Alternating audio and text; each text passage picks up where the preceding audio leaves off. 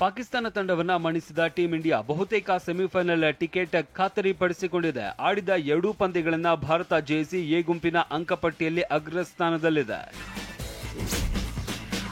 ಪಾಕಿಸ್ತಾನದ ಎದುರು ಶತಕ ಸಿಡಿಸಿದ ಬೆನ್ನಲ್ಲೇ ವಿರಾಟ್ ಕೊಹ್ಲಿ ವಿಶಿಷ್ಟ ದಾಖಲೆ ನಿರ್ಮಿಸಿದ್ದಾರೆ. ಪಾಕ್ ಎದುರು ಏಕದಿನ ವಿಶ್ವಕಪ್, ಟಿ20 ವಿಶ್ವಕಪ್, ಚಾಂಪಿಯನ್ಸ್ ಟ್ರೋಫಿ ಹಾಗೂ ಏಷ್ಯಾ ಕಪ್ನಲ್ಲಿ ಶತಕ ಬಾರಿಸಿದ ಮೊದಲ ಆಟಗಾರ ಎನಿಸಿಕೊಂಡಿದ್ದಾರೆ.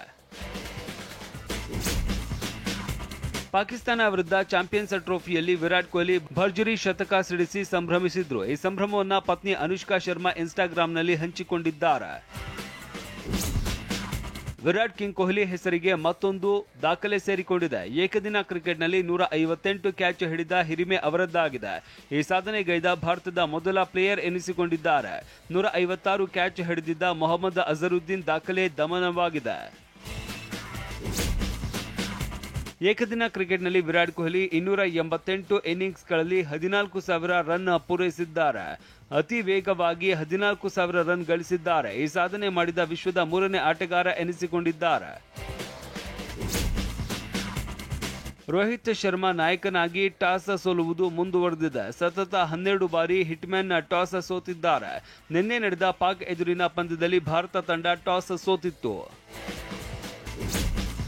ಪಾಕಿಸ್ತಾನ ಎದುರಿನ ಚಾಂಪಿಯನ್ಸ್ ಟ್ರೋಫಿ ಪಂದ್ಯದಲ್ಲಿ ವೇಗಿ ಮೊಹಮ್ಮದ್ ಶಮಿ ಕೆಟ್ಟ ದಾಖಲೆ ಬರೆದಿದ್ದಾರೆ. ಒಂದೇ ಓವರ್ನಲ್ಲಿ 11 ಎಸೆತ ಬೌಲಿಂಗ್ ಮಾಡಿದ್ದಾರೆ.